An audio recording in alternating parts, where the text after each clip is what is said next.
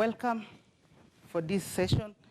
We have here the cultural foods that we use in our culture. And to begin with, first I'll begin with some of the items that we use when we have harvested food. We always need a basket to get food from the shambas.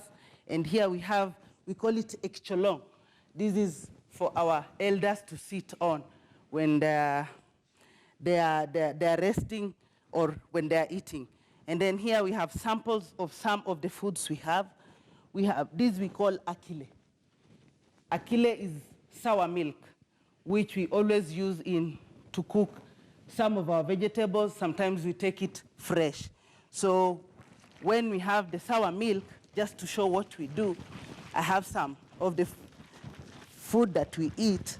We have to stir it, which Mama will help me here. And then we always put it on our vegetables. These make it very nice. And you have seen how Mama prepares it. We also have, we call it elikidi. This is the ndengu that we always use in our food. And mostly we use it when we accompany it with sweet potatoes, which we call it achok. So these are foods mostly when we use during the dry season.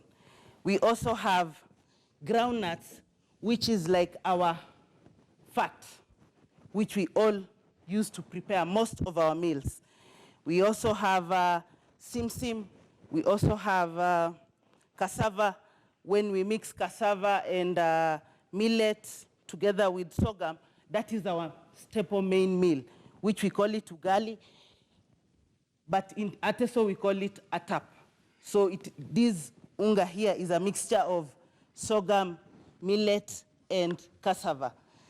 We have our main food that we always cook for our elders. And in our culture, kneeling down is show of respect to our elders and our husbands.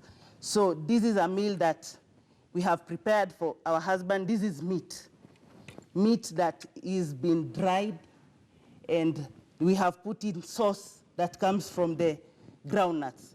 And this is sauce that we fried, and then we took it to grind it. And in the village, we always use, we call it kinu in Swahili, but in Teso, we call it ekisu. So we use ekisu to pound most of our groundnuts that we use to prepare a meal. And there's also another meal that we have prepared using groundnuts. This is we call it ebo, but in Swahili we call it kunde. And we have used the pondered, njugu that we have been able to make it, and this is what most of our foods are made of. Thank you, my sister. My name is Martin Morris Okol. I'm from Katakwi, Teso, Uganda. And I've come to join in the Teso Cultural Festival. And from here, we shall be going to the Bomas. I'm so glad to be here. One, I want to talk about who we are in 2 minutes or so. Legend, history states that we came from Ethiopia, and we left some of our friends there that we call uncles, the Nyangatom. We descended down the Rift Valley and left some of them down there, called the Turkana. When we moved to the east, we called it Moruto. That is Moroto. We left some there. And then we descended to the lakes, and those lakes resembled the lakes we left behind in Abyssinia, and that's why we call Lake Bissina what it is, Lake Bissina in Uganda. We have 7 clans of all the groups that are in Ateker. Teso has 7, Turkana has 7, Nyangatoma has 7, Toposa has 7, and among other groups. We have these clans, and they are organized according to their specialties. Whatever she was explaining is under Irarak. They're the ones who are responsible for ensuring that Ateker has food. Then we have Ateko, those are responsible for the scientific inventions and all the weapons that were used for hunting and defense. Then we have the the Ikaribuok this way, the royal clans. We have all of them according to their specialities.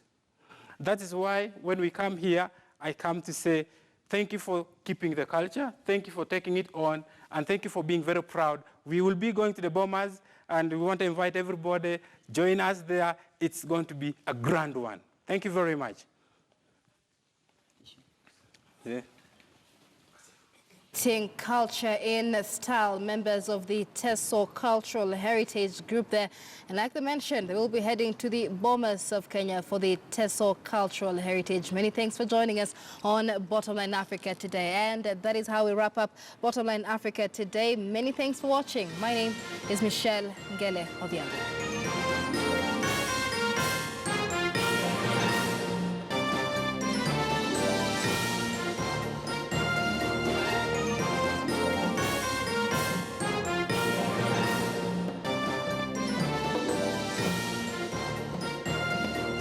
Nos artistes, parce que ce sont des artistes pour le coup.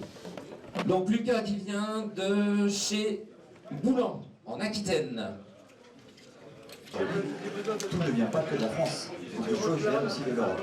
Et donc nous avons les permanents. La maison Renault, ce n'est pas que de la distribution, c'est aussi de la production. Exactement, et des amoureux du métier.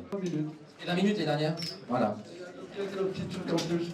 Donc, je vais parler pour les huîtres. Déjà, au banc, là, on est en train d'ouvrir de la perle blanche.